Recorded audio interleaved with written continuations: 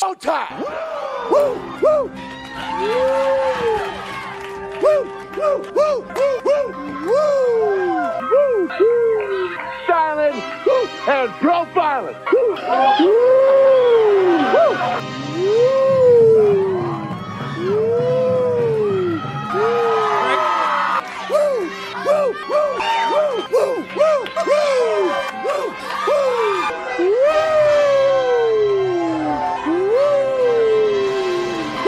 It's live and in color.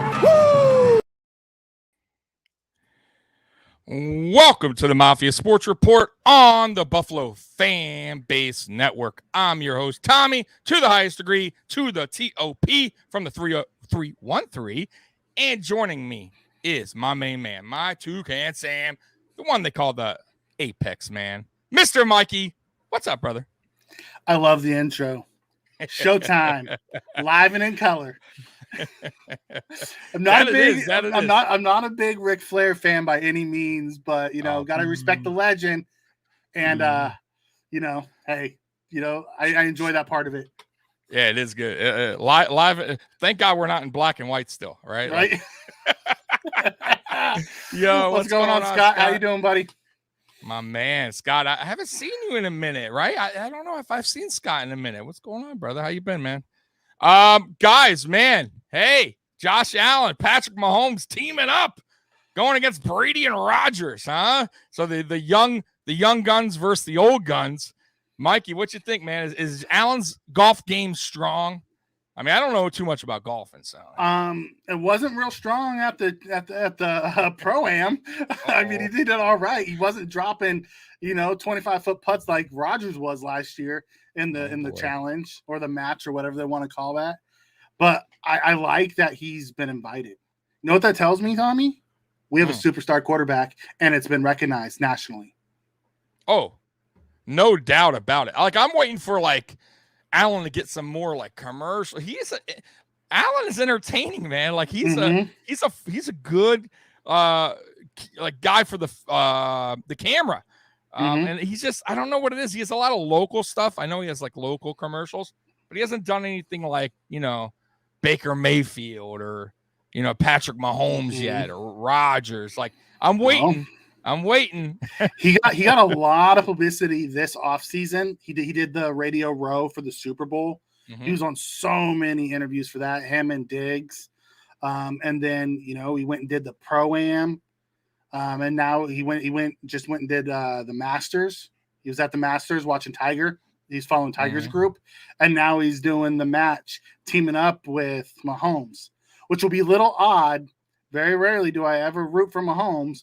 But if he's on, it's on Allen's team, gotta kind of root for it. I guess. I don't know. I hope Allen has to carry the weight the whole time, right? Mahomes just struggles the whole time. I never want someone to be like that ever. I root for everybody. I want everyone to succeed. I want everyone to make $1 billion. Be put positivity in the universe, Tommy. Wait a minute. What if Jackson Mahomes is there doing his stupid TikTok dances, distracting Josh Allen? I hope Josh hits a golf ball at him. he can totally distract the guy, make him look bad. Shank it at Jackson. Oh my God. Hey, so Mikey, I don't know if you saw this, but Sports Illustrated came out with an article. They had the top GMs rank in the NFL, and guess who is number one on that list? Go ahead, guess. Just take a wild guess. McBeane, not just Brandon Beane. They included both. Yep. Brandon Beane and Sean McDermott to that number one list of GMs in the NFL. And they're on a list with GMs that have won Super Bowls. So how do you feel about that, man? Did you read the article, by the way? Yeah, I did read the article. And they're above, this list of the GMs who have won Super Bowls, who have put together contenders for years. And these guys have been doing it for 5 together, and they're already ranked number one. They are the masterclass of how you build or rebuild a franchise. Yeah. Sean McDermott was the right head coach that brought in a process. And then they went out and they got a GM that fits the same mindset as their head coach. And then they went out and they, made a bunch of trades, and we'll get into all that later in our pod. And then they drafted their quarterback. They built around the quarterback. They brought him along. It's a masterclass of how to change a franchise. The New York Giants are trying to copy it right now. Matter of fact, they stole from the Buffalo Bills. They took their assistant GM and their offensive coordinator and trying to do the same thing. I mean, can you blame them? I mean, no. I understand. I mean, what was it? Dan Morgan, right? Dan Morgan went back to Carolina. Went back to Carolina. So, listen, this is what happens, and it's pretty cool that we're building like this, tree here, and then people are branching off, going, getting their stripes here and moving on. And making a name for themselves. So, hey, we had someone that left and went to Houston, and then he came back. Yeah. Yes, I do remember. I can't remember which one it was, but there was one that went to Houston, was the GM for a year and a half, realized that was him and the owner or something were not. He realized how much of a dumpster fire that really was, and he came back to Buffalo. And then, when you have success, you breed that out there. And the guys are honest. You hear about the players saying how honest they are. They're upfront, and they'll tell you. They put a value on it. They stick to their value. They root for their guys. They treat them like family. Hard to say bad things about them, and they're ranked number 1 now because of it. No doubt. And it's just crazy, Mikey, like watching this team through the years, and like I never thought the day would come that I could say, we hope. But I honestly was like losing faith, but I still always love my Bills. Like I would never stop watching, but it got to a point, how it is, Mike. Your team's bad enough, it starts to become a joke, but you're still a fan, but you kind of don't believe it anymore because you heard so many lies. And we're sitting here today, talking about our number 1 ranked GM and our Super Bowl favorite team and our MVP favorite superstar quarterback. I mean, it's unbelievable. Think about that. Okay, let's go back 5 years. Matter of fact, let's do it. Let's do it. Okay. I want to go through that actually. Okay, why you're loading that up? I'm not loading up. I got it right here. Scott Bailey comes in and says, do you see Brandon Beane moving up? I do. Trade your 8 picks, get 4 second-round picks. No way they have that many. I do see us moving around a lot in this draft. I do. We'll get into that more as we move through the show. But I very much do believe, because we lost 3 of our picks last year when we moved back to pick up extra picks. Right. And we lost 3 of them. Yeah. Beane's not going to do that again. No. I just don't see him moving back. It just, guys, you gotta Scott, you gotta look at. That's what I'm saying. You gotta look at how this offseason is going, and it just wouldn't make sense for him to even stay put the way he's been so aggressive. I can't see him just saying, you know what, I'm good now. Like I just don't see it. I see him being aggressive, going out getting his man, just like he went out and got Von Miller, right? Like he was aggressive with that. Like he wasn't going to let go, right? And I think, listen, if he sees a guy he likes in this draft, he's going to do everything he can to get that guy. Think about this. Everyone talks about, the cost to move up in the first round, to get inside the top 10, to grab one of the elite corners, right? Mm-hmm. When we traded back from 10 to 27, all the Chiefs had to give up was, and this isn't just all, I mean, it is a big haul. They gave up number 27, they gave up the 3rd rounder, and they gave up their next year's 1st. And they jumped up 17 spots. Right. That's not overkill by any means. No. And you go from 25 to 10 to grab, one of those top 3 corners. Yeah. I say do it. Yeah, 100%. I'm all for it. And obviously you really got to be sold on the player, right? Yep. And listen, if it's a player that you feel for sure is going to be that good of a player in the NFL that can actually make an impact right away, go ahead and do it. Listen, you're not no pick is guaranteed. We all know that. But there's certain players that you kind of look at and go, this guy has it. And sometimes we're wrong, but majority of the time, those players pan out. Those are right. Those guys are legit, and it's worth losing a couple picks for the guy that is going to work out rather than the guy that you never know. That's my feeling on it, Scott. Yeah. So we'll see. Yeah. But I do want to get into this kind of timeline of the McBeane era. And it's not every single trade or every single free agent, but it's the key ones that I marked down. And if I'm missing something, Mikey, let me know. So 2017, as we know, Sean McDermott is hired as head coach. And me personally, I had no idea who Sean McDermott was, but I was like, okay, I always give a coach a chance 3 seasons, right? That same year, in May of 2017, Brandon Beane is hired. So what was your thoughts initially on that whole weird? Because I did feel it was a little odd at the time. Like, why after the draft? Directly after the draft? Who made the draft picks? Was it Whaley? Was it McDermott? Like, that was a weird. I gotta be honest with you, Mikey. At first, I was like, and I think a lot of people were like, that's really odd. So what was your feelings on that? It's not odd. As a matter of fact, it's kind of a given right now. Matter of fact, I believe they even put in a rule this year saying that you can't take those GMs before the draft. So like moving forward, I think there's even a new rule in there that can't happen anymore. There's like a cutoff of where you can start taking people's staff. You have to wait until after the draft to do it. But it doesn't surprise me by any means. McDermott came in.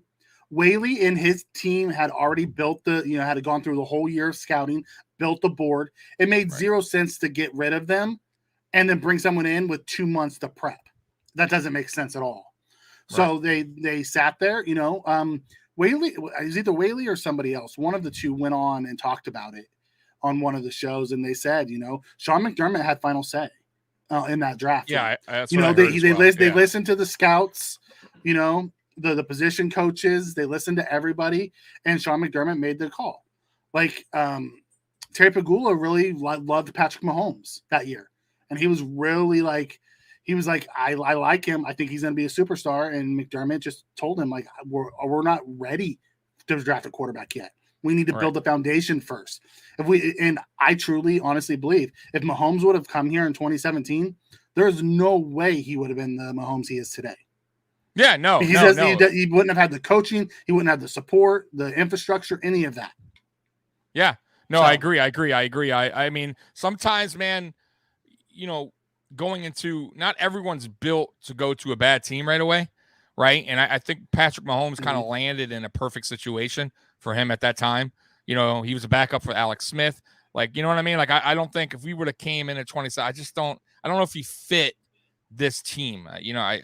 So well, especially that year. That was year 1 of McDermott. Like he took Tyrod and them to the playoffs. So it's not like he would have had Shady and he would have, but he sat for a year behind Alex Smith and learned. That was the best thing for him. Right. Exactly. And while they built a team in the process of building like parking a bunch of Lamborghinis, like getting all these weapons for him, Josh didn't come in with that. So no. But anyways, let's get back to it. So 2017 offseason, Sammy Watkins traded to the Rams. That's Beane's first move, McBeane's first move, getting rid of that contract. And also Marcel Darius traded to the Jaguars. So what did you feel when that happened? Were Ronald you happy Darby. with that? Ronald same time. Ronald Darby was traded to the Eagles. Yep. So how'd you feel about those trades? Were you I was like, what the hell is this guy doing? No, I was like, what the hell is this guy doing? He's coming in here and blowing this thing up. Right. Yeah. I was a little, I didn't mind the Darius because I thought he was way overpaid and he was starting to not earn. But the Sammy, I was a little, but I was like, Sammy had back-to-back 1,000-yard years for us. We gave up all that draft capital and move up to get him. I wasn't real happy about it. Like when you were thinking Josh needs help, right? We haven't even had Josh yet in 2017. Oh no, I'm sorry, 2017. Yeah, we were thinking Tyrod needs. It's like Tyrod needs help. Why are we getting rid of all these weapons? And then we traded Ronald Darby, who was the second round sensation from the year before. Yes.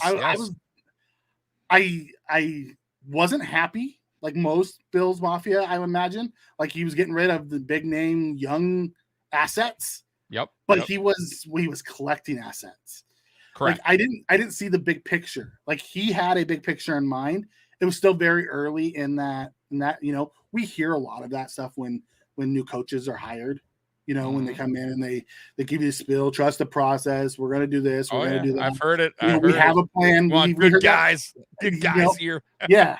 We want football players here. We want character guys. The cliche, right? We've heard that. Right. So it's still very early. We were only months into the off of the presser from McDermott, and then they brought in this guy Brandon Beane, who was his partner, and then he started gutting the roster. We're like, whoa, right? Yeah. But I also understood, seeing other sport teams like and I'm talking about just basketball, baseball, whatever. That was needed. And it sucks as sometimes as fans because you're like, you may like a certain player and they cut him or release or trade him, but really it's helping your team in the long run.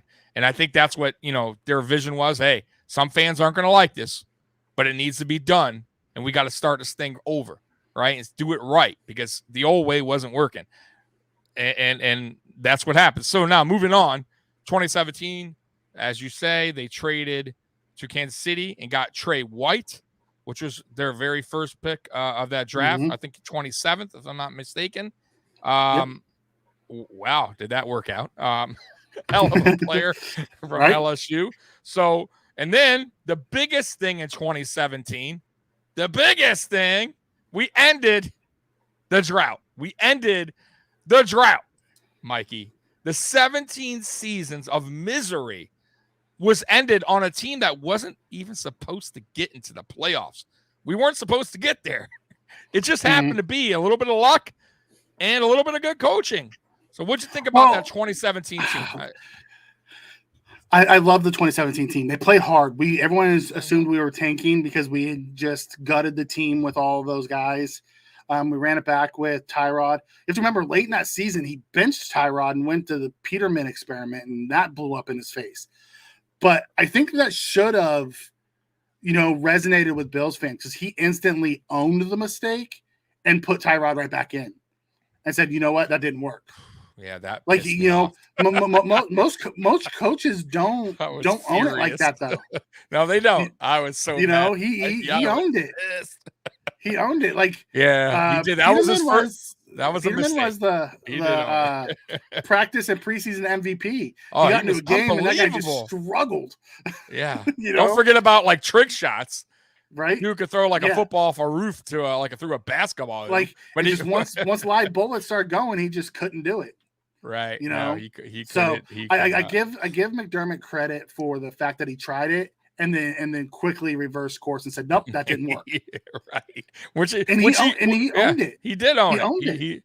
He most certainly did. And by the way, we got into the playoffs against a team that made it to the AFC Championship, and we barely lost to the Jaguars, who, by the way, like I said, they made it, and they were fighting with, was it New England that year? They gave New England a little bit of a fight in the beginning, right? Or was it KC or New England? I think it was New England, right? 2017. It was one of those teams. Yeah, I think it was New England 2017. Okay, and boy, they it was close. Their defense was no joke. Their offense stunk. Well, if you think about it. Solid. If you think about it, that's kind of how in the McDermott era has been with the playoffs. Because when in 2019, when we lost to the Texans, it was the same way. It was a close battle that we barely lost. Defense. Yeah, we should. The worst beating we took was when we went to the AFC Championship game. Yeah. And against the Chiefs. Yep. So we've been right there all along. Well, let's move on, Mikey. So that's the end of the season there. We lose to the Jaguars. By the way, Peterman came in and, I knew it was over. So classic Peterman ruined it for us. So before we move on, do you remember the game? Do you remember the snow game that year when Peterman got hurt and they brought in Cribbs? Or was it Cribbs? Was it Cribbs? No. Who was it? Webb. It was Webb. They brought in Webb to quarterback that snow game. Bro, that was such a fun game. I'll never forget that game because I had a softball game and I canceled it. Like, I'm like, I gotta watch this game, and I raced home, turned the TV on, and oh my god, it was like a blizzard out there, and it was so much fun, man. And Shady scored the touchdown, and God, that was a fun classic Buffalo Bills snow game. So man. Scott's asking, what's the subject matter right now? We're going down memory lane. Not memory lane. No, we're just doing it. We're doing it as a timeline here. So I want to do a timeline because we were talking about McDermott, McBeane, how that he got ranked number 1 and GM, and I just kind of want to go over the history real quick, just a little recap of how they got there. Yeah, how we got to this point where we're talking about 2 guys that are together linked as a number 1 GM in the NFL. Guys, that's like, you don't hear that much. We're fine. One guy's linked to the number 1 GM, but it's a GM. How it just doesn't happen much where 2 guys, a head coach and a GM, are linked together and made that number 1 spot. So that's what we're talking about, Scott. In case you stepped out or whatever. So moving on. So 2017 ends, unfortunately, but hey, there's a bright side, right? Like, Buffalo fans are happy now, right? We're seeing something good here. We got to the playoffs. We're tasting something good, Mikey. 2018 comes. Oh, 2018, Mikey. The draft. We need a quarterback. What does Brandon Beane do, Mikey? What does he do? He makes a deal. He trades Cordy Glenn and pick 22, moves up to 12 with Cincinnati. On draft day, he works out a deal with Denver to move to number 5 for a quarterback.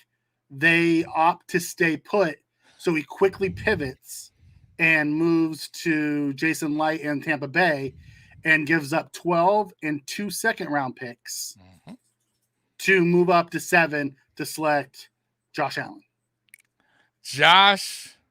By the way, that 12th pick that Tampa Bay got landed them Vita Vea. Okay. Hey, solid. Worked out for both. Worked out for both, but who got the best? Who got the best? Come on. We got the best. We got the best. Got the best damn quarterback in the NFL. Okay. So moving on. 2018. In that offseason, I should have kind of skipped that. John Brown and Beasley both signed. Finally, we're getting help now. We're getting help for our boy Josh Allen, right? 28. That wasn't 2018. I'm sorry, 2019. I apologize. 2019. Yeah. So 2018 we struggled. 2018 we do nothing. We do nothing except for we draft Josh Allen, we draft Tremaine Edmonds. We trade for Kelvin Benjamin. We start Nathan Peterman. And we traded for Kelvin Benjamin. We traded for Kelvin Benjamin mid-season, I believe, correct? Yeah. Yep. Okay. So the Kelvin Benjamin trade, didn't work out. All right. Didn't work out, but I understand at the time why the trade was made, trying to get Josh some help. Because unfortunately, Mikey, as you know, Josh Allen wasn't supposed to start, right? No. It was supposed to initially be who? AJ McCarron. AJ McCarron was so bad that we traded him. And then we said, you know what? Nathan Peterman, we're going to give you another preseason Peterman looked like a superstar in that preseason. Did. I'll never forget the press conference because I was listening to it on WGR or whatever. And man, he sounded so confident. He was ready. And I said, man, I was so mad though, Mike. He looked confident. It, but I was still, I still remember the 2017 Peterman. So I was furious, Mikey. So I said, you know what though? Trust the process, right? I understand. We're going to sit Josh. So I'll never forget that first game. Didn't make it. He didn't make it through a whole game. Not once. God. It was bro. I'll never forget. I went halftime to get a pizza up the street, and bro, I was screaming F-bombs like the whole way there, listening to the halftime radio. Go take him out. Bro, I was so mad, dude. I don't. You know what's funny? Like, I don't hate Peterman though. Like I hate Trent Edwards. Like Peterman just was bad. But there's he's a nice guy. Like, he's like an EJ Manuel. Like I don't have hate. It wasn't for a lack. It wasn't for a lack of effort on Peterman's part. It was a lack of skill. Yeah, he was so bad. And I can't even say it was a lack of skill because he had skills. It was a lack of mental capability. He couldn't read the defenses. You throw 10 picks in one full game and two half games. You throw 5 in each. I'm sorry, you can't read a defense. Yeah, no, that's it. And it's crazy because, like you said, preseason Peterman looked okay. He looked like he could win some games. I mean, you know what I mean? He made beautiful throws after beautiful throws into tight spots. He looked like he was going to be the starter and like, okay, we can sit Josh for this year, let him learn, work on his mechanics. Because Josh was a project coming out. Everyone knew that. Right. Like no one expected Josh to be the Josh Allen of today. No, and I was okay with that. Like, listen, I understood we had no receivers at the time. Like 2018 was, listen, guys, 2018, there was no help on offense. Zero, zip, zilch, right? There was nothing. I think we had Shady still, right? Because we got rid of Shady in 2019, if I'm not mistaken, correct? We did have Shady that year, 2018, because we cut Shady in 2019. Yes. Yeah, so we had Shady, but that was it. There was no wide receivers. We had Zay Jones, and we had a bunch of guys I've never heard of. Streeter. Yeah, Streeter. Benjamin, who didn't want to put any effort in. There was another guy that ended up being like, the main dude. Like Robert Foster came on and ended up being Foster like that guy. Yeah, imagine he was our best receiver. He's not even like he's fighting. He was an undrafted free agent out of Alabama, right? And he's fighting for roster spots now. He was there because he knew Brian Dable and he knew the system. That's it. And he had speed. He had pretty good speed. But I tell you that we did get a player, Mikey, that year towards the end of the season, Isaiah McKenzie, who's still on this team today, our longest tenure wide receiver. Tenure he's the second. Now that Jerry Hughes is gone, he's the second longest tenured player. Him and Ferguson. And man, that was a blessing in disguise, let's say. And they must have saw something in him to go, hey, let's give this guy a shot. And my God, it's really worked out well. Couldn't have been any worse than what we had back there. I mean, it was scared. So we don't make the playoffs, which know. That's fine. Josh Allen doesn't have the greatest year, but we do see we see something there. We see some glimpses of greatness potentially in the future from Josh Allen, right? Especially that Minnesota game. That was like his coming out performance a little bit. He put like a 3 week like that from that Minnesota game, and then he backed it up, and then he backed it up again, and then he got hurt, and then he came back. He did. He hurt his shoulder. Or his elbow or whatever it was. He got hurt, but you saw the flashes of the mobility that he possesses. You saw the arm. You saw the arm talent, right? It was all about just molding it into settling down. Yep. Reading his reads correctly, right? Not getting flustered out of the pocket too early. Like this is all stuff that unfortunately Josh Allen went to a small time school. Let's be honest, right? He didn't have the greatest coaches there. Right. High school, same thing. High school. He had to basically beg his way onto a college team, right? Who, like I said, didn't have the greatest talent around him either. Didn't have probably the greatest coaching staff. Let's be real. He doesn't have what he has now, right? Like Jordan Palmer and Ken Dorsey, right? Like so, and then he came into a team that was, that had nobody, right? Kind of learning on the job. So. It was expected, and that's why it was like so disappointing for a lot of people to like bash the kid. When come on, man. I mean, look at the team. But anyway, sorry, moving on. So we missed the playoffs, which we all kind of knew that was going to happen. That was no big deal for me. I actually went to Josh Allen's game against the Lions, by the way, in Buffalo. So I got to see him as a rookie. Yeah, so Robert Foster called a touchdown in that game. I was just like, gotta win this game. I'm coming from Detroit.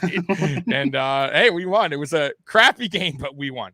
All right, moving on. So 2019, this is what I meant to say. John Brown, Cole Beasley, our first big time kind of signings as far as receivers, help for Josh Allen. That was a big deal.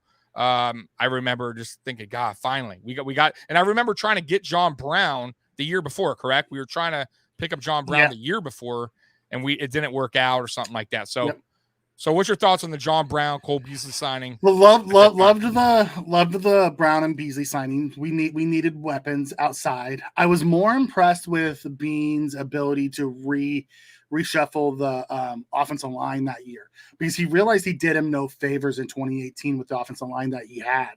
So he put a lot of assets into the O-line and fixing it.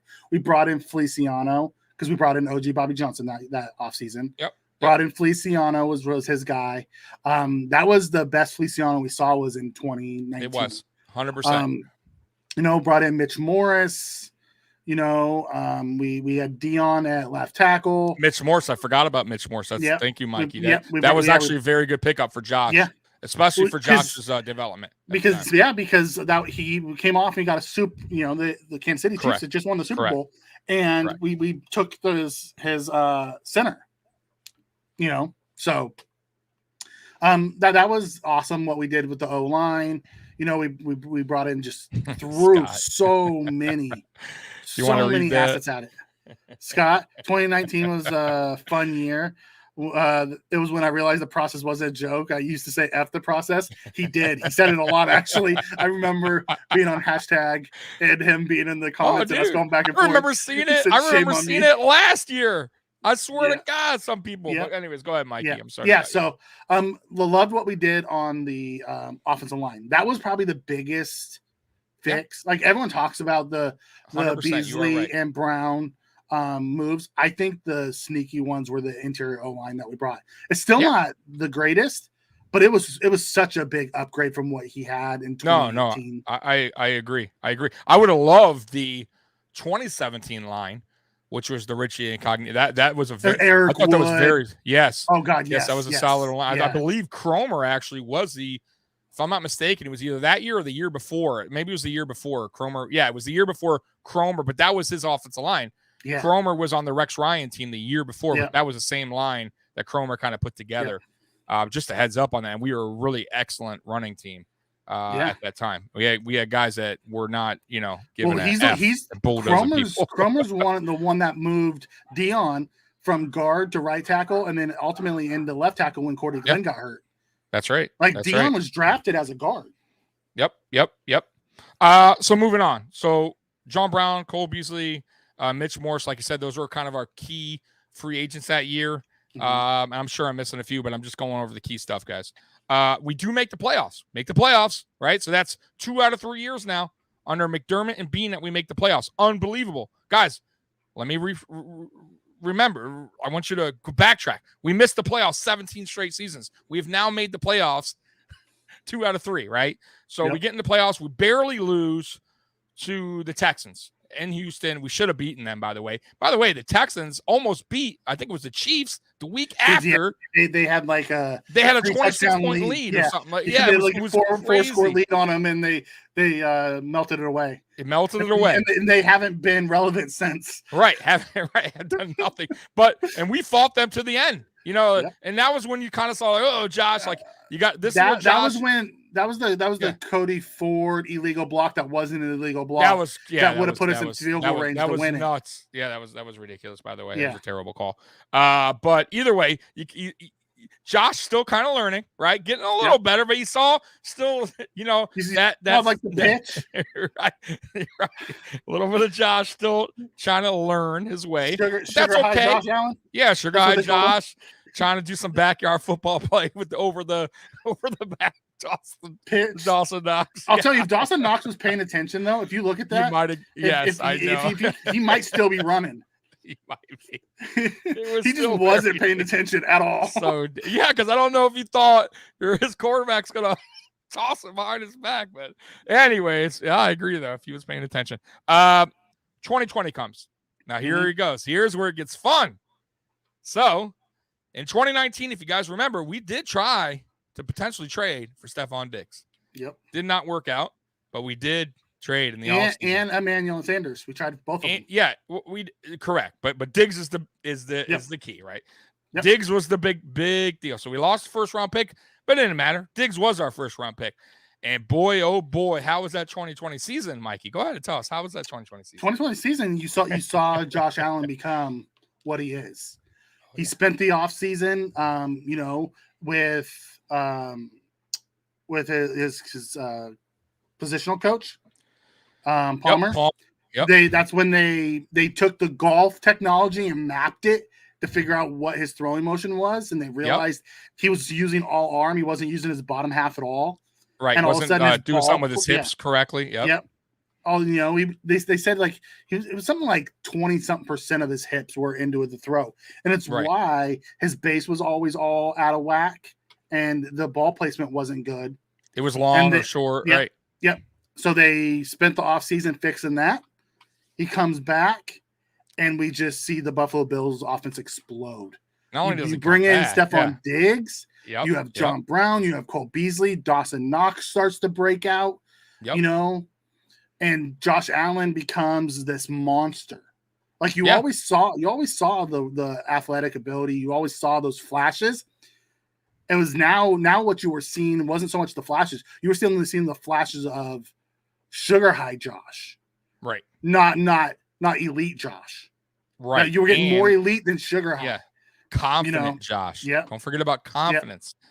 Right. So the narrative was Josh Allen would never get his completion percentage above 60, right? Like that was the knock on him. Like if you're a bad completion percentage, you'll always be bad. You can't, this is one of the things. The knock is you can't fix accuracy in the NFL. Right. That's always been the thing, right? Well, guess what happened, Mikey? 65%, I believe, that year, correct? Was it 65% or 67? It was 67. It was high. Okay. 67% completion percentage. Pretty good from, I think he had 58 the year before. He was the runner-up MVP. Runner-up MVP. He actually got a couple of votes, I think. Yep. Got us to the AFC Championship. So now, what is that now, Mikey? 3 out of 4 years? Yep. Okay, 3 out of 4. So we lose in the AFC Championship game. We weren't ready yet. Clearly, we weren't. We thought we were, and that's okay. So 2021 comes. What happens 2021? We get a couple pieces. We go right back, go against Kansas City Chiefs, and we should have won that game, but we got back to the playoffs. So that's 4 out of 5 for these two guys. And then 2022 offseason, who do we sign, Mikey? Who's the big signing? Von Miller. Von fucking Miller. And Miller. Who do we extend? Oh, who do we extend? We extended Stephon Diggs. There's so many others that we've spent. I mean, Brandon Beane and the Pagulas backed up the Brinks truck the last 2 years. When we extended in 2020, we extended Allen and gave him his big deal. Right. Right? Was it 2020 or was it 2021? What? Then beginning of this year, right? Beginning of this year, 2021. Correct. Yeah. Right before the season. 2021, we extended Allen. Yep. And then this offseason. Locked him up. Yep. We locked him up. So we added 6 years onto the final 2 years. So we had him for 8 years, 280-something million is what it came out to be. Yep. And then this offseason, we signed Von Miller, Roger Saffold, Tim Settle, Daquan Jones. We brought back a couple of our guys. We extended Mitch Morris. We extended Stephon Diggs. And the draft ain't even here yet, guys. And the draft ain't here yet. The only hole we're missing today is CB2. And really, the only reason why we're missing that at CB2 is because we don't know what's going to happen to Trey if he's going to be ready. Yeah, if Trey was going to be ready week 1, I would be okay rolling with Dane at CB2. Yeah. I'm 100% agree with you on that one. By the way, their record 49-32 regular season, not too shabby, guys. And considering 2018 was a punk year for them. Exactly. And 3-4 in the playoffs. And by the way, that 3-4 will get better. And that leads us to Mikey's top 10 of the week. Yeah. So the top 10 is. I went through to look at the top 10, so I'm like, you know what? I thought it would go well with the show theme tonight. The top 10 trades that Brandon Beane and Sean McDermott has made on draft days. So they're draft trades. So we'll start with trade 1. We talked a little bit about this earlier. In 2017. So this is number 10? No. I'm just going to go in chronological. Okay. Got top 10 moves. Okay. Yeah, I mean, it's not top 10. It's just like the 10 moves that they made. I got you. So in 2017, we traded out of the number 10 spot. We picked up the 27th overall pick that year, the 91st, which is a third, and Kansas City's 2018 first round pick, dropped back to 27, selected Trey White. We traded pick 91 to the Rams later on to move back up. And then the 2018 first round pick, we traded in the Tremaine Edmonds deal. Okay. So then trade 2 in 27. So this is draft day. So trade right. 1 in 2017. Trade 2. Trade 2 was in 2017. In the second round, we traded pick number 44 to move up to 37 to take Zay Jones. Okay, hey, not all trades work, guys. Yep. Not all. Trade 3 in the 2017 draft. We traded 2017 third and 2 fifths to move up in the second round to take Deion Dawkins. Hey, the snowman. That worked out. Okay. That worked out well. I'm liking these. Yep. And then trade 4, that was all and I grouped this all together. That was the Tyrod Taylor trade for a third round pick. That was the Sammy Watkins trade for a second. Going through. We recapped this earlier, Tommy. So all those were the next big trade to build that capital for the 2018 draft. Correct. So in the 2018 draft, we trade from 22 to 12, and then we trade from 12 to 7. We gave up our 12th pick, our 2 second-round picks, and got back the 7th pick and the 7th-round pick. So we took Josh Allen and Austin Proehl. Okay. For that. Then in the 2018, the next trade was we moved up from pick 22 to pick 16. We traded pick 22 and the pick we got from Tyrod, which was the first pick of the third round, 65. Okay. And we got pick 16 and pick 154 in the 5th. And we took Tremaine Edmonds and Saron Neal. How'd that work out, Mikey? I loved it. So far, I like all the moves we've made in the 2017 draft. Austin Proehl was more of a, tip your cap because your dad played for these guys for years. Correct. He bounced around. So then that finishes the 2018. Those were the draft day trades. 2019, we traded up in the second round. We went from 40 to 38, and we gave up 40 and a 5th round pick, and we moved up for Cody Ford. Oh, well, that one did not work out. That did not work out. It's gonna happen. It's gonna happen. Listen, we know McDermott and Beane love the trait guys. We're not. Yeah. They always go for those traits. Cody Ford had a lot of them, and so far he hasn't grown. Doesn't mean that it's been a while. Cromer can't get. I understand that, and it may never work out. It may never work out. And listen, it happens. It happens a lot. He hit on Allen with traits. He hit on Edmund with traits. He hit on Knox with traits. Yeah. We Oliver. We can go down the list.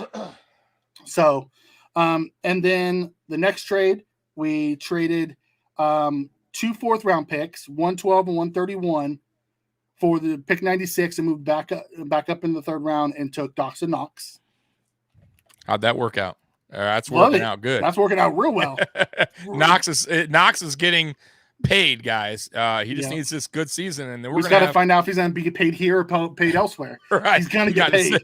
We got some tough decisions to make, but anyway, go ahead, Mikey. So then the next trade, and I kind of lumped this in. I called it the Stephon Diggs trade. I called him a draft day trade because he was our 1st-round pick. And you know what? Right. We can't have a top trade that Beane makes and not have Stephon Diggs part of it. So we gave up pick 22, 155, which was a 5th round, 201, which was a 6th round, and a 2021 4th round, 134. We got back Stephon Diggs and a 7th round pick, 239, which ended up being Dane Jackson. I'm telling you, he's hitting at about 95% right now. You know. All right, go ahead. And then the last trade I have on my list is last year. He moved down for the first time ever. Right. He traded 5th round pick 174. And he picked up 2 6th round picks, 203 and 213. We took Marquez Stevenson and DeMar Hamlin. Okay. The verdict's still out on. Listen, I know a lot of people are still iffy on Marquez Stevenson. Mm-hmm. Me personally, listen, guys, he was hurt. He came in late. He got put in a tough situation like really quick. And I'm not going to judge him yet. Let's see what he does this coming up season, and then I'll judge him. As far as Hamlin goes, man, I think he has a bright future. I like that pick a lot. And he could be our those are two Panthers that were taken late by the Bills, 7th and 6th round, and we got Dane Jackson, DeMar Hamlin. You know, I mean, when I went through and did this exercise, Tommy, what it told me was Beane's hitting on a lot. Yes, he misses on some. Yeah. He does. He misses on some. Like he missed on the Ford deal, which sucks. You know, because it was a high. Like we don't know what Epinesa is going to turn into. We don't know what Basham's going to turn into. So we still have some question marks, but for the most part, he's hit on most of his guys. Right. And listen, we can't say quite yet on the 2021 draft picks yet. Greg Rousseau, Boogie Basham, Hamlin, Stevenson, Spencer Brown. But what we can say is, out of those guys that he drafted in 2021, what was it? 3 starters. So Spencer Brown started right away. Gregory Rousseau started. And I think there was somebody else that had a lot of playing time as well. I think Hamlin saw the field quite a bit as well. Hamlin was a key special teamer. So what I found out also in doing the research on the draft, and we'll get into this more later. I imagine we're going to do a draft recap. Yeah. Since McBeane has shown up, so we'll take from 2017 to now, there is one player that is not in the NFL that we've drafted. Only one. Wow. And who's that? Voshon Joseph. Austin Proehl's still kicking around on practice squad. It's so weird. That Voshon thing was a player. One. Yeah, that I think a lot of Bills Mafia, including myself, I'm not gonna lie. I thought he was gonna be good. You're not alone. I think a lot of Bills Mafia, including the coaching staff, had high hopes for Voshon Joseph. It just didn't work out. And listen, not every player has that motivation. I think it was really more about motivation for him because he had the traits. He did. I just don't know if he wanted to put it all together. And that's it. Listen, it happens sometimes. But Mikey, I was thinking the other day, because of this, Josh Allen and how he's favored to be the MVP next season or this coming up season. Like the hate that he got from a lot of national media and our very own Bills Mafia did not like the draft pick. Now, it's not saying all of you guys, but I will be honest with you. I really wish that, I don't know how I could do it, and I probably can't. I know I can't. But I would love to see like a poll of like how many people were against the Josh Allen and for the draft. Let's talk to the fan base. Let's talk to our guys, the fan base. I bet you they could come up and find a way to do a poll to see at draft day, on the draft day, who was truly a Josh Allen supporter and who wasn't. Because I guarantee you, Mikey, there's a lot of tweets that have been erased. Oh yes. All right, and thank you, Adam. I appreciate it. It's a lot of research that goes in. What you guys don't realize is Tommy and I talk throughout the week, and we research the crap out of this stuff as much as we can. Because last thing we want to do is give false narrative. Yeah, exactly. And I make my shit. I said for a couple mistakes tonight. Mike is like, wait a minute. But just overthinking.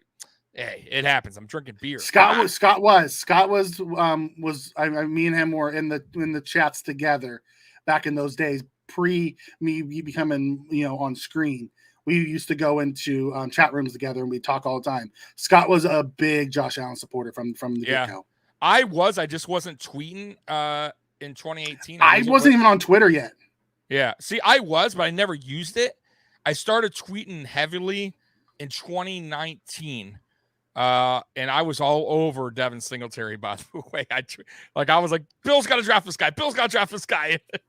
Sure, I really like I've always been a Bills fan, but I really got into like the Mafia and like these type of shows on YouTube and stuff in 2018. I wasn't even there for the draft, the Josh Allen draft. I wasn't a big part of it, all that stuff. I found hashtag sports originally, and that got me into it. And then I found all the other content creators based off of it. And that's when I created in 2019 is when I created a Twitter account. Like I wasn't ever part of this. So I'm still rather new to all this stuff. Welcome, Mike. Yeah. Welcome. So there is no bad takes from Mike. There is no bad takes from Mike. So leading to this, guys, I wanted to just kind of look back at some of the tweets and just kind of have a good laugh here on some of these people and their terrible opinions on Josh Allen being drafted. Here we go. All right. Buffalo Bills. Alex Smith, somebody's calling him here. Raider. The Buffalo Bills select. Bills trade up to the 7th pick. Select Josh Allen. Bust. Yikes. Ouch. As the NASCAR guy knows nothing. Boo, terrible pick, says Buffalo. Burst, whatever. I can't read the name. Yeah, Buffalo Burt. Buffalo Burt, all right. Yeah. Every Nick Wright metric says Josh Allen will not be a quality NFL starter. I can't imagine justifying spending a first-round pick on him. Terrible pick. He can throw hard, but being quarterback, not so much. Boy, these are so terrible. many. Go ahead, the Bills Mike, and Ravens were close to equal as they could get last year. One drafted Josh Allen 7, the other drafted at 32. Wrong, Josh. Oh, everyone wanted Rosen that year. Yes. If you watch these tweets, guys, a lot of them are about Rosen. Are you seriously going to try to compete with Tom Brady, with AJ McCarron, Josh Allen, Nathan Peterman? Terrible pick. This guy says terrible. Yeah, was it though?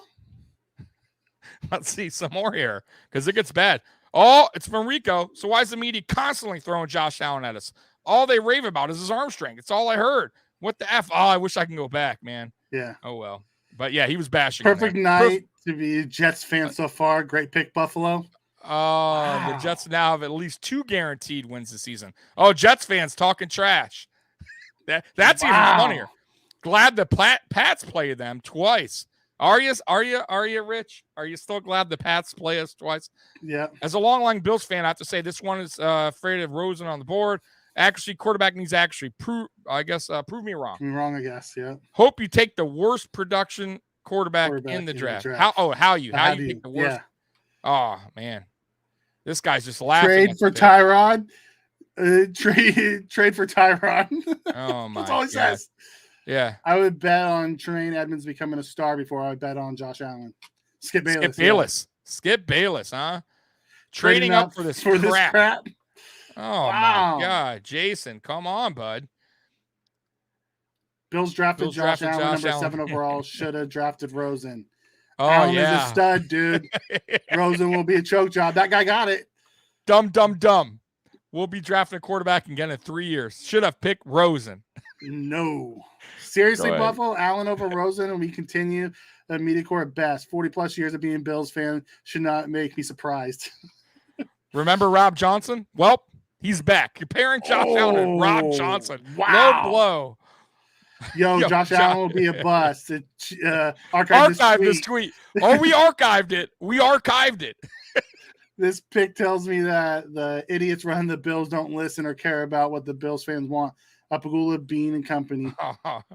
They picked the wrong Josh. Nope. Laughing my ass off. Oh, my God. I should have slowed this down. Made Nathan Peterman's better. Wow. Yikes. Wow. You done. Messed up. Oh, hell, man. Did we mess up? He's so great. Bills 7, Josh Allen. Don't understand this. Hate they drafted Allen over Rosen. Dislike that they traded. Bad pick, grade C. Yeah, Bills are gonna suck the next 3-4 years. We've been in the playoffs for 4 of the last 5, so suck it. Garbage, says this guy. Oh, that Rob Johnson one was the worst, though. That was. I'm not gonna even read that long one, but basically saying the weather and Rosen would have been better. What the hell is that guy talking about? It's Josh Allen. I hope he learns how to be accurate. I preferred Rosen. That was Jerry Sullivan, by the way, guys. Yep. The good old Jerry Sullivan. Yep. Terrible. And Thank then God he says I was at the end, wrong. glad I was wrong. Yeah. Josh Allen has the biggest difference between floor and ceiling. He could be a star or the colossal bust. I say bust, especially drafted by the Bills. Another EJ Manuel. Oh, ouch. Guy says, you sure? Uh-huh. Fucking effing horrible. Effing horrible. Effing horrible Wow. is this guy. How long does this go, Tommy? Dude. Listen, this was the it could go worst on pick. forever. Just left frozen on the board. Looks like Tarzan plays like Jane. Oh my God. I swear as a Bills fan, you feel The guys shit- do the stupid shit on troll. purpose to troll us. This guy just says better. Rosen's. Yeah, that's it. Rosen better. Jackie, God, we're not set up to for the donations or super chats. I would love to talk to some of these guys. Yes. Like, honestly, I would. Okay, okay, we've gone through this. Tommy, I don't think we need to keep reading through them. We get the idea. There is so many eating crow. I'll tell you, I was a big Allen and Lamar fan. I was a bigger Lamar fan than Allen fan because I watched him more in college. I didn't watch a lot of Allen in college. I only saw like his bowl game. And I respected what he had. I mean, you have to remember, like the year that he was going to come out in 2017, the Mahomes draft year and stuff, that was the year that he had two NFL type players. He had Tanner Gentry and he had the tight end that we had last year and let him go. I can't remember his name now. But those were his main two receiving targets. And he was going to be a top pick in 2017 because, and then he lost them. And Wyoming doesn't restock NFL talent like those other big colleges do. So he had a down year and people were just, ragging on him about it. So, Yeah. And Geno Smith was a bust, by the way. Geno was a bust, but I was a big Lamar fan. I knew he would need work throwing the ball, but he was such a dynamic athlete running the ball. I said at worst, he could be Mike Vick. At worst. Mikey, the draft is coming up. Yep. And I wanted to kind of go back real quick and do our weekly segment, Trip Down Memory Lane. And we're going to go over the second round draft picks going from 2000 all the way up to 2021. Yep. So let's get right into that. Okay, before you do that, Scott yeah. Blakely comes in and says, shows you the average fans' football IQ rates. Most don't know shit. Yeah, no, 100%. They hey, listen, we all have our opinions, by the way, on that. And listen, I've been wrong on guys too, and I've been right on guys. So this is just us. We're not paid to be GMs, and even the GMs that are paid aren't always right. They're not always right. Yeah. You know what I mean? I mean, Brandon Beane's what, 95% right? That's pretty awesome. That's why he's the best GM. Yeah, that's why he's ranked number one. But let's be honest. We can sit here all day long. I am blessed to have a platform to give my takes as a football fan. Yeah. What I mean? People will come in and listen and talk with us and interact. It's awesome. I love it. Yeah. I don't have any freaking clue what they're really going to do. I don't know what's going on behind closed doors. I can look at, the big picture and see what they're missing and try to make an educated guess on what I would do as the GM. But I don't know what their plan is with Jordan Poyer, with Tremaine Edmonds, Ed Oliver, all these guys. Like first round, I'm looking at today's roster thinking we need a CB. Let's go up and get one of those elite three. Right. But they can be like, I could take a CB in the third round because I only need him to start for 8 weeks and give him a Britt Taylor or maybe they see a guy. Yeah, maybe they see a guy that we don't, that they're really high on. Right. Like we don't know nothing. Same. Also, too, we're not sitting there with college players and interviewing them. That's what they do. Yeah. I don't know their where their heads at. That's right. Their mindset. They're football intelligent. Like just because you're athletic doesn't mean you'll do good when it's game day. We've seen a lot of great college players bust out in the NFL. Oh, dude, a ton. A ton. First picks and drafts have How been much do they love it? How much do they love football? That's what makes Beane. Really How hard are they willing to work to get better? Because you have to remember, a lot of these guys come from bad situations. They really do. And footballs, they're out. And now you're handing a young kid a multi-million-dollar contract with a lot of free time. Yep. All right, man. Hey, here we go. So, Trip anyways, down we're moving in. Yep. memory lane.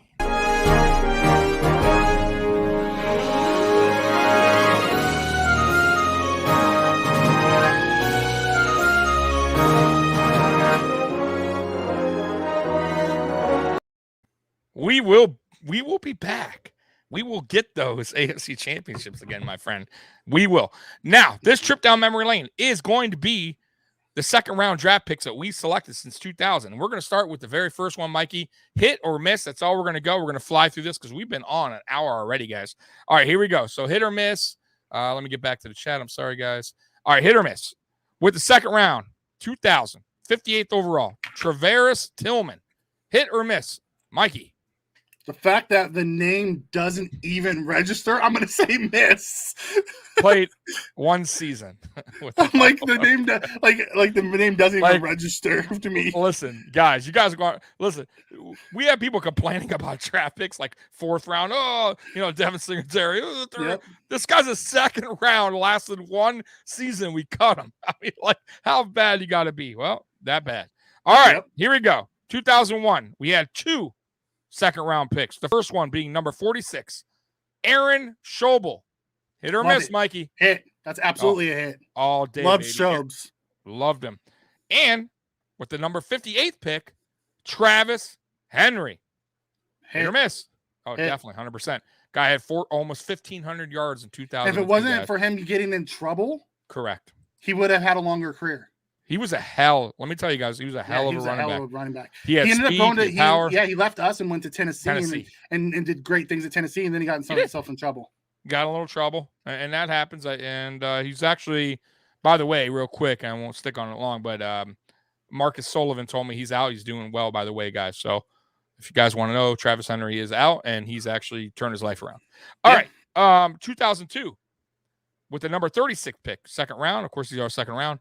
Josh Reed. We actually had two, by the way, in that year. Josh Reed, hit or miss? I would say hit. I loved Josh Reed. Yeah. He was a fantastic slot guy. Yeah, I agree. A little guy, but he had good hands. Great route running. And we had a hell of a receiving core. Yeah. If you guys don't remember, Eric Moulds, Peerless Price. I mean, like solid. Josh Reed was the number 3, and he was.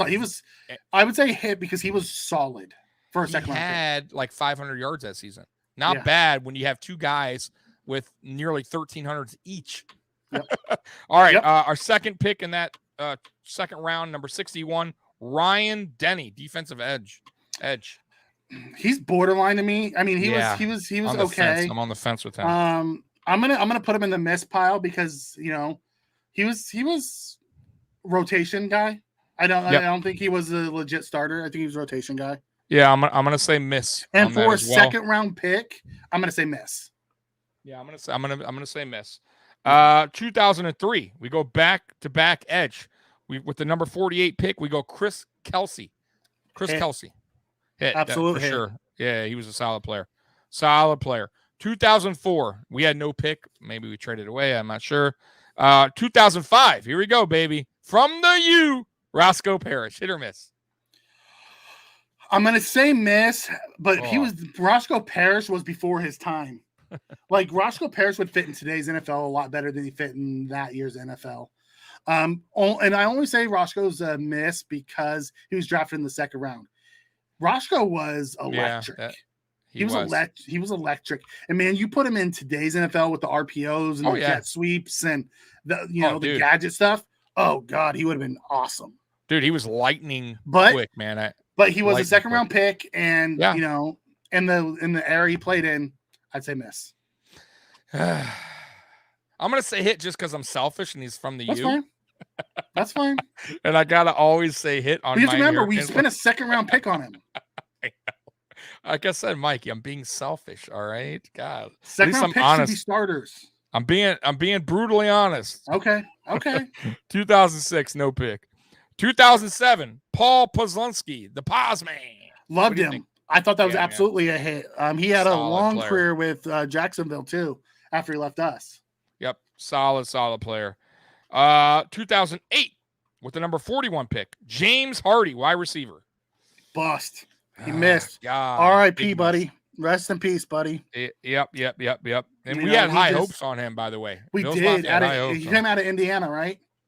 Yes, Indiana. Yeah, came out of Indiana. He was that big receiver we all wanted, and he just never materialized. No, just couldn't. Just like I said, remember when I talk about Isaiah Hodgins, like they're kind of like very similar, man. They are.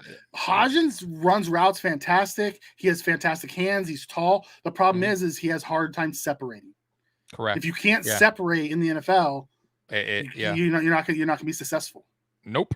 2009 with 42nd pick, Jarius Byrd. His dad was actually absolutely a hit. Jarius Byrd played fantastic for us, and then spent years with New Orleans, right? Then he spent some time in New Orleans. Yes. He was a hell of a player, guys. He was a fantastic He really was. player. He didn't stay long with us. I think we Jason said they even sucked in Madden 2011.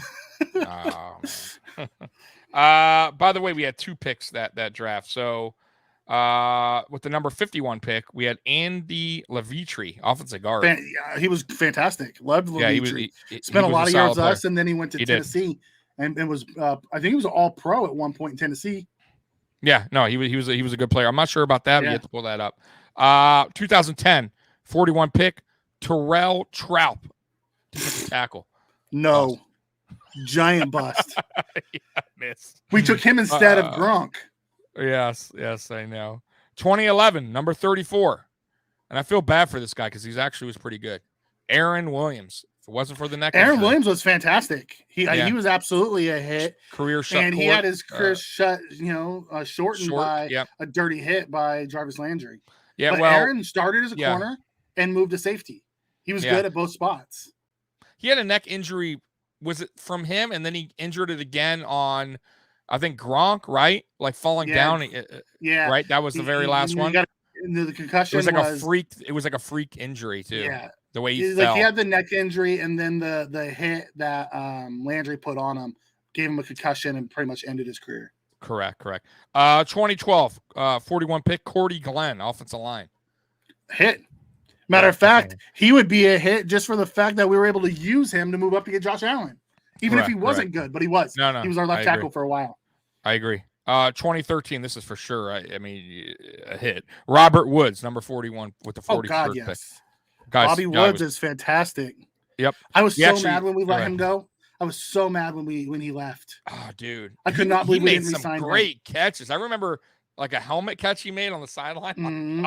I mean, and his ability to block, man. Like I loved him at USC. And granted, he went home, that's where he wanted to go. He wanted to go home. Yeah, it's all good. Back to LA. So I respect it, but man, I was so mad the Buffalo let him go. Solid player. And then 5 picks later with the 46th pick, Kiko Alonso, which actually was like hyped up for him, but he had a bad attitude. He had a bad attitude, but I would say he was a hit because he was a hit. He was good with Buffalo while he was here, and then we traded him for straight across for Shady McCoy. And that dude got traded all over the league and was like one of being like one of the dirty. And then he ended up in Miami, and Josh Allen was juking him and making him look silly. He was a dirty player, though. He was one of those. He would have been perfect, I think, Mikey, in like back in the day, the 90s, early 2000s, when they were letting Watt and when they were letting a little bit more go. Yeah, bro, he would have been like the ideal player. Him and Sue, like those kind of players. But now in today's day and age, you just can't get rid. All right. Now I remember why I hate Landry. Adam Brown forgot why I hated him. 2014, Cyrus. I can't even pronounce the name. Quandro. Juju, offensive tackle. He's a bust. He never panned out. Did not work. 2015. We just talked about this guy, Ronald Darby. I would say he was a hit. Pick. I would say he was a hit because he was really good with us. Then he went to the Eagles and he was good, and they got hurt. But we were also able to flip him and use that pick to build our team. So whether you like him as a hit, as a player, or as an asset, I would say it was a hit. Okay. 2016 41st pick, Reggie Ragland. I would say miss. Yeah, even though we flipped him for a pick to the Chiefs. As a second rounder, it wasn't enough to get I back. think he's still in the NFL, by the way. Yeah, he's somewhere. Yeah. He's somewhere. 2017, a player that actually got a contract. I don't know how. Zay Jones with the 37th pick. Zay Jones Jones turned it around a little bit. He wasn't a hit with the Bills, but he's been a solid NFL player. Yeah. And just got turned paid it around by Jacksonville. So I'll have to say hit just for the fact of the longevity. That he's turned it around. Someone just paid him some bank. I'm going to say miss because it didn't really help us at all. It doesn't matter. It's not about. I know, but I still not sold on him. I'll be honest with you. That's fine. I'm going to say miss for now because it is a second round pick. And also we had another second round pick, number 63, Dion the Snowman Dawkins. Absolutely a hit. Definitely a hit. 2018 franchise no left pick. tackle. Yep. 2018 no pick, of course, because we traded it away for at that time. 2019 number 38. Here we go. Cody Ford, Mikey. I can't give him a hit. I'm gonna say a miss. Yes, he's 100% a miss. 2020 and 2021. I'm just gonna put question marks for me. AJ Epinesa for the 54th pick. What do you got? You just gonna put a question mark for now? I can't. Scott Blakely, miss. You know, we'll find out what Epinesa is this year. He's 2 years in. He hasn't done much yet. Miss Scott, miss times 30. Wow, they do not like. I told you, Cody Ford is not liked. No, that was Epinesa. Oh, was it? Maybe it's Ford. Who knows? Oh, okay. We are on a delay, so yeah, we are delayed, guys. Yeah. So, I would say we hit on 14 and missed on 8 and have a couple question marks. Yeah, and we're talking back when we had GMs that were, you know. Don't get me wrong. A lot of those guys, because we hit 16. Well, in the first round we hit 16 and had 6 misses. In the second round we hit 14 and had 8 misses. So and some of those guys didn't really help us, but they were evaluated correctly and still were productive starters in the NFL. Yeah. No, I agree. I definitely agree. So, Mikey, real quick, because we're going to wrap this thing up soon. The draft. Yeah. Next week. It's creeped up finally. Like, man, it's this is the time of year where I'm excited. I love the draft. What Ford should the Bills miss? Yeah, Ford's an F+ miss for me right now. But we'll see. Under Cromer, hey, maybe he surprises us. Maybe they get something out of him. What is your thoughts, Mikey, on next week's draft? What do you really feel in your heart that Brandon Beane is going to do draft night? My heart tells me he's going to move up for a corner because that's what we need. Trey has 2 more years left on his big deal. Go get an elite guy that can be the replacement CB1 once Trey's deal ends. Because Trey's starting to get up there in age. I mean, 20, 27. So, is he really up there in age? But, my heart tells me that. My gut tells me, and we talked a little bit about this before we went live. I heard something over the weekend on ESPN radio that talked about David Ajabo, who was a top 15 pick, who's an edge rusher that tore his Achilles. And, they're talking about what late round team will take the gamble on those traits and redshirt him for a year and reap the benefits, much like Jeffrey Simmons, the defensive tackle that the Titans took. My gut tells me Beane will snag someone like that. Okay.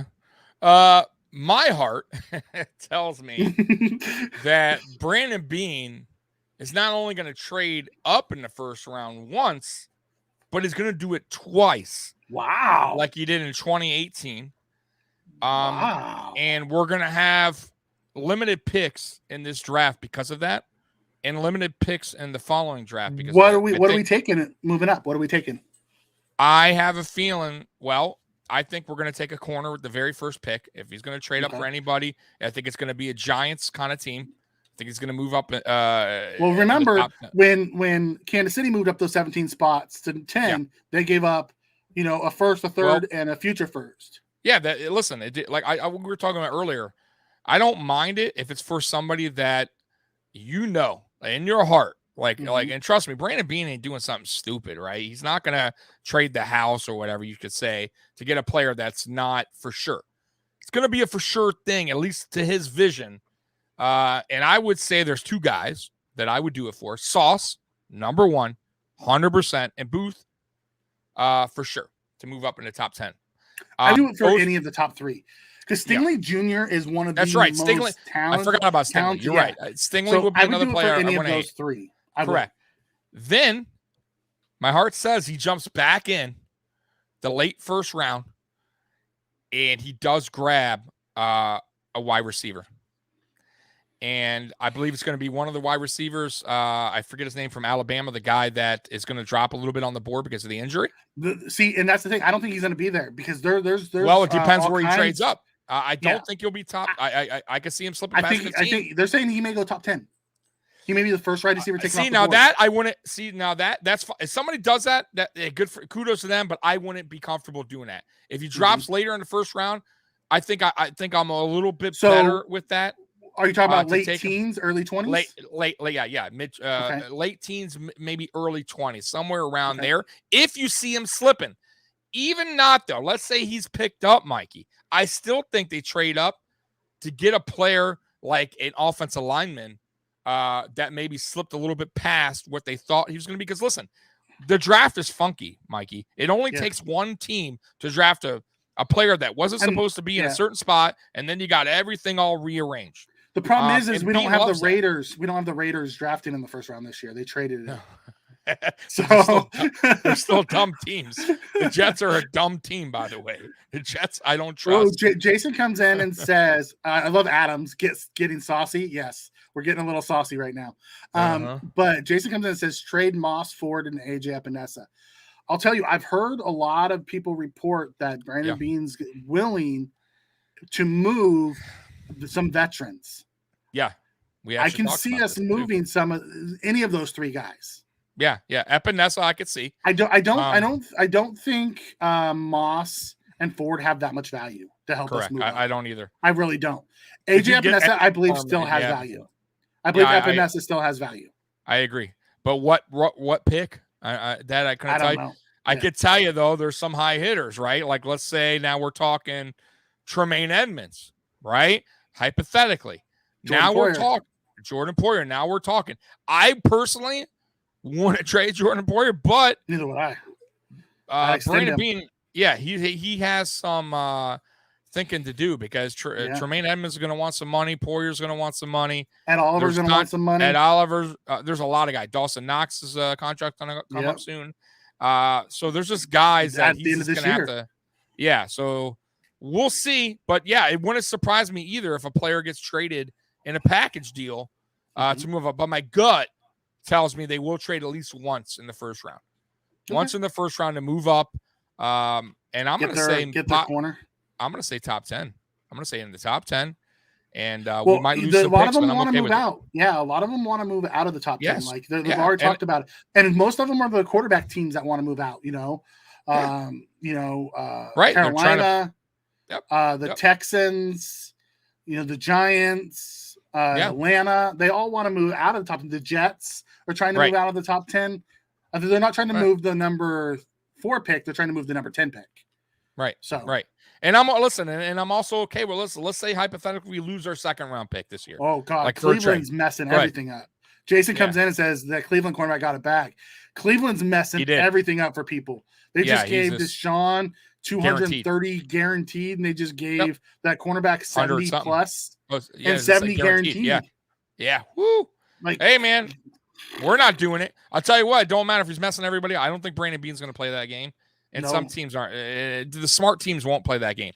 They'll just go through the draft. They'll draft smart. And by the way, too, even if we get rid of our second round, let's say our third, Brandon Beane is great in drafting late round picks that turn out to be. We just talked about a bunch of them. We talked about a bunch of them. Spencer Brown from last season. Was the third round pick. I'll be honest, guys. I had no idea who the hell Spencer Brown was. Gabriel Davis was a 4th-round pick. Now, by the way, I didn't know who he was, but listen, every time we draft players, I'm like, who the hell is this guy?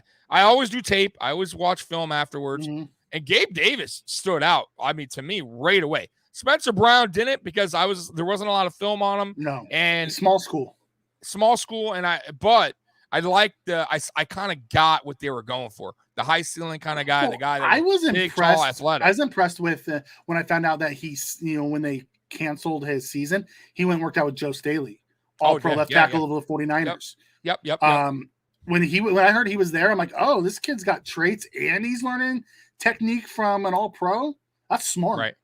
Well, that's what. Listen, if you want trades to your 8th, 7th, 6th, 5th, 4th, 3rd for a high first and another second. Let's trade all of them. Get up. Get trade 2 the whole elite house. guys. Yeah. Get 2 elite guys and let's move on. Like a Ricky Williams thing. The whole right? draft. Trade them Take all. every single player. Give me 3 guys and I'll be out. That is a good question. Do you think you'll ever see that again? A trade like that? No. Never. No.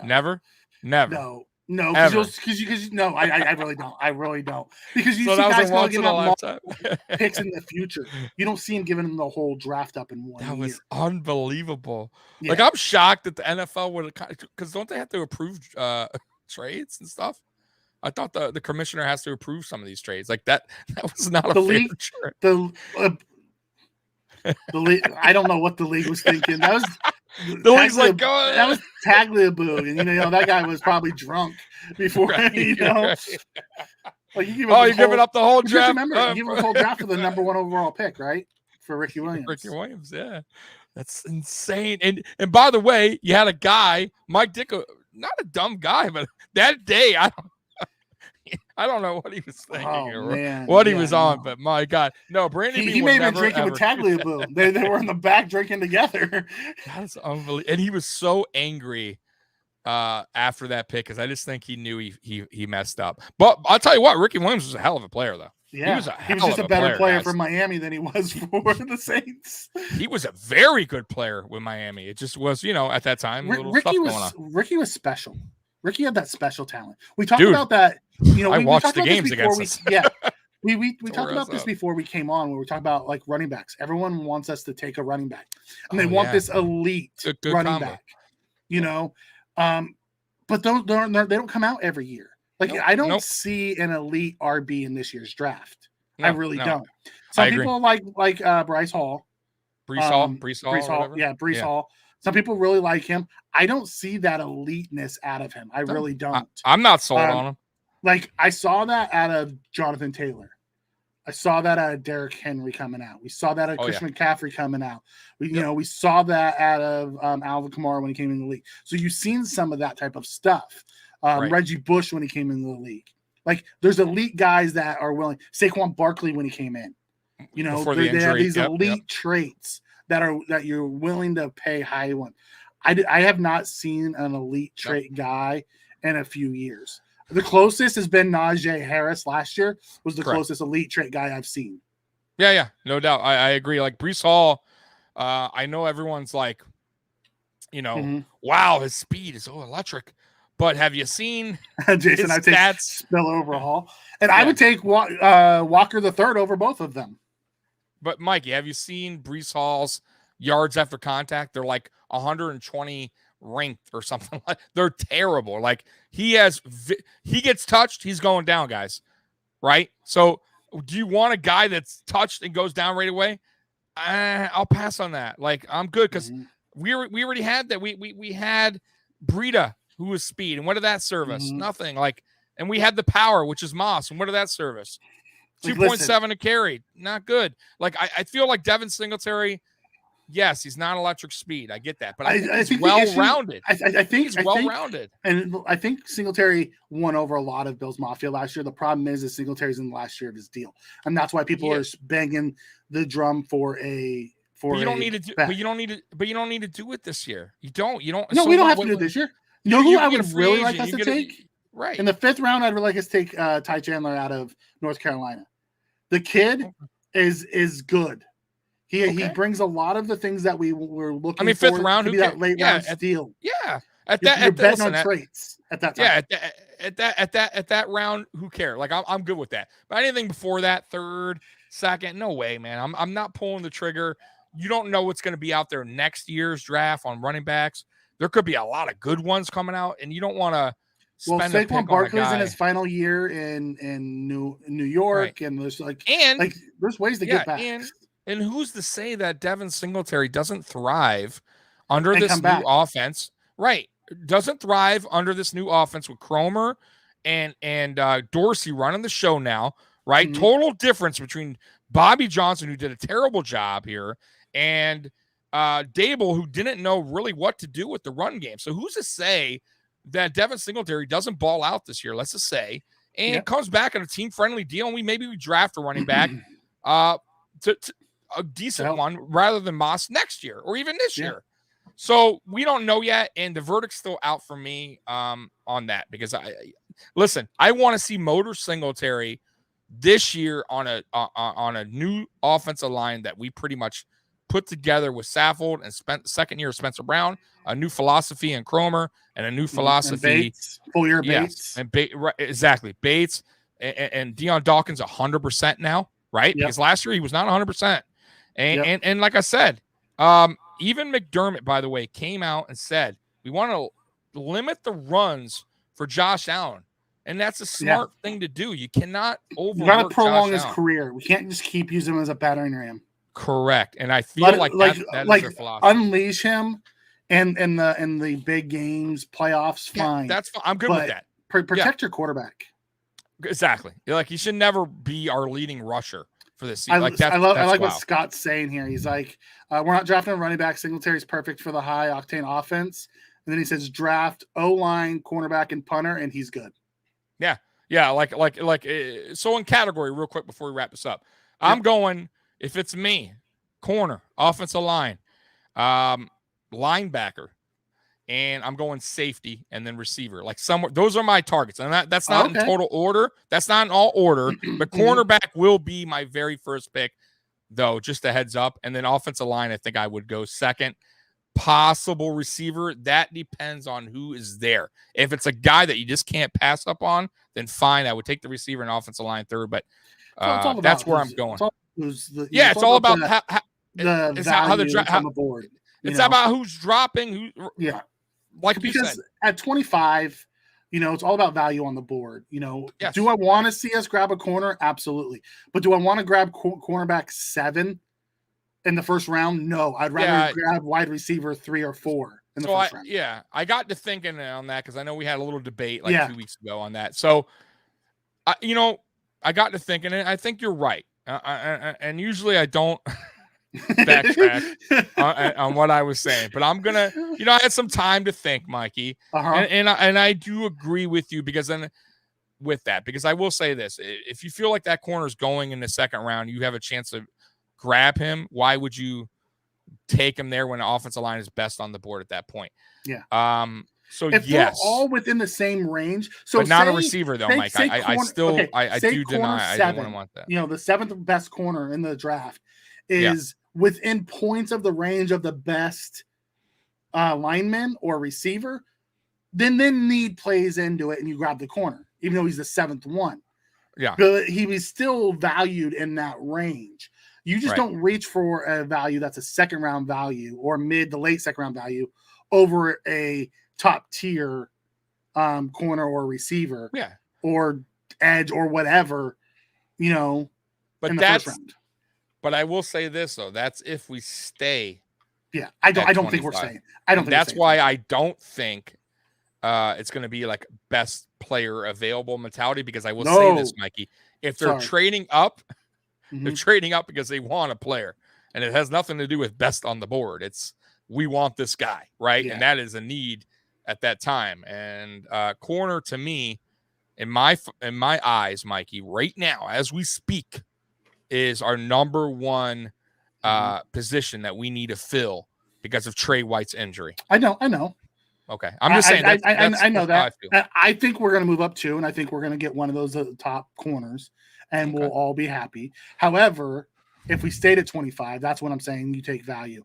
And And I have to I go agree. into the chat. And Scott, you Yeah, are go. crazy. We are not giving McKenzie another shot at kick punt return. I think he's done with that. By the way, they had Marquez Stevenson practicing. I saw it was a video, and it was so weird. Did you see that or no? Okay, so No, I didn't. he's in. I guess it's for like, I don't know, but either way, he's inside a soccer net, like in the goal, right? And the punter kicks the ball into like the net area, and he backs up into the net. I guess yes, it's to like feel like presence or whatever around him. Yeah, I never seen that before, but that's good. That's smart. That's smart. That's good. Yeah, and that's good to see Stevenson trying to work because he understands that he's electric. He's an electric returner.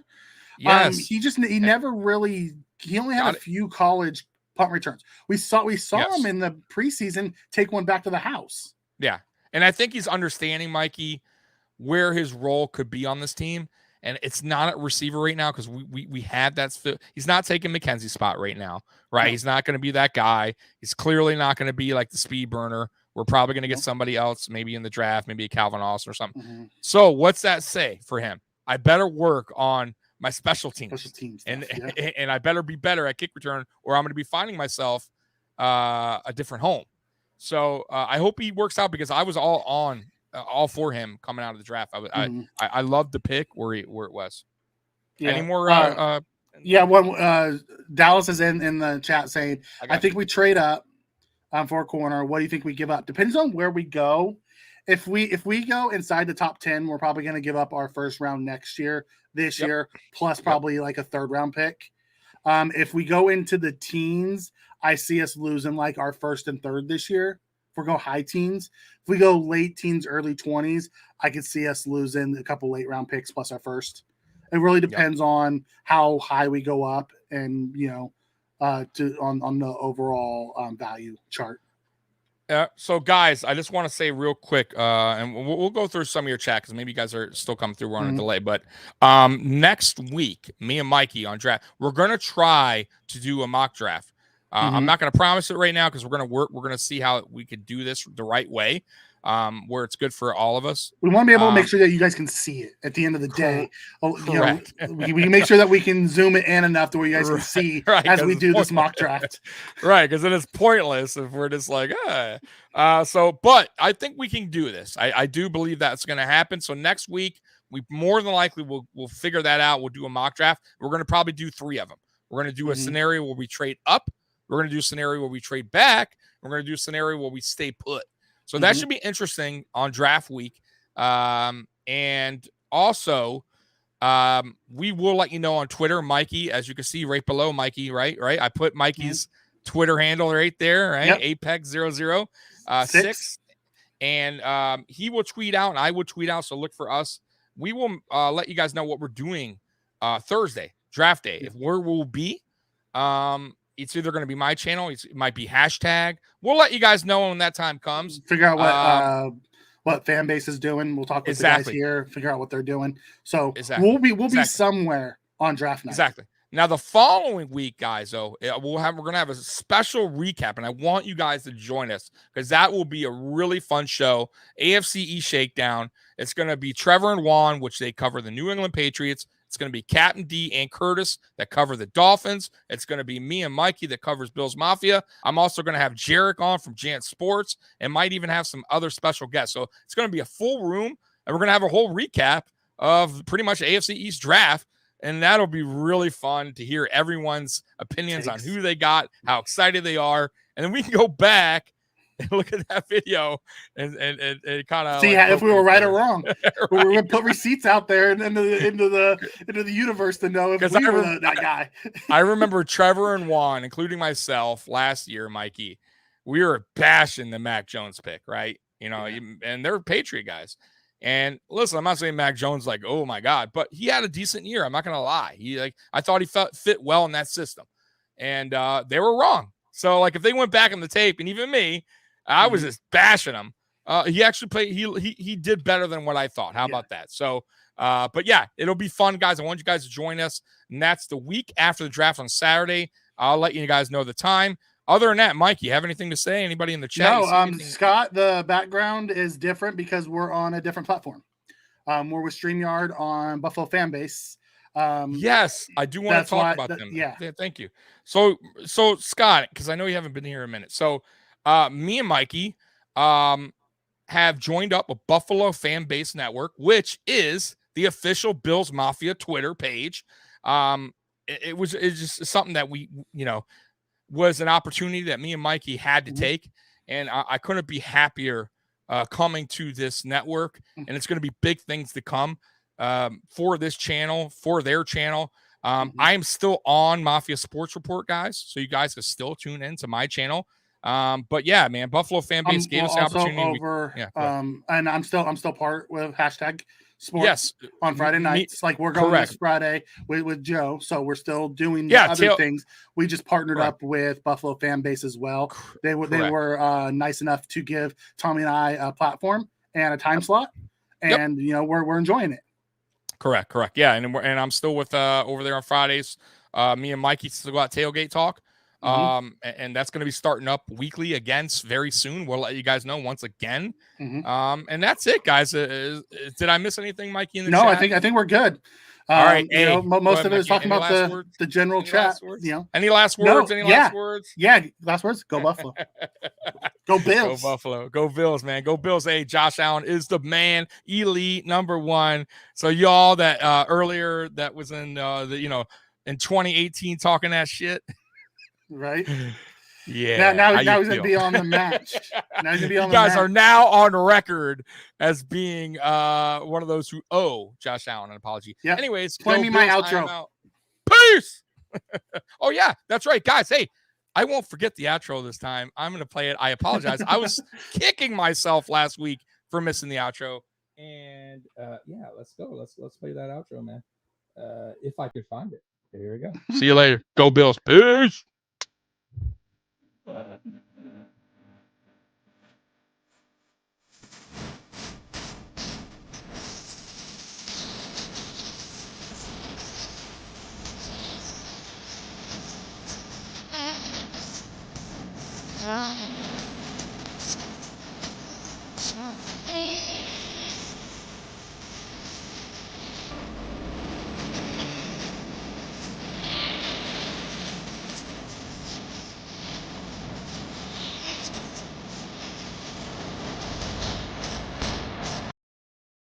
The Bills make me want to shout.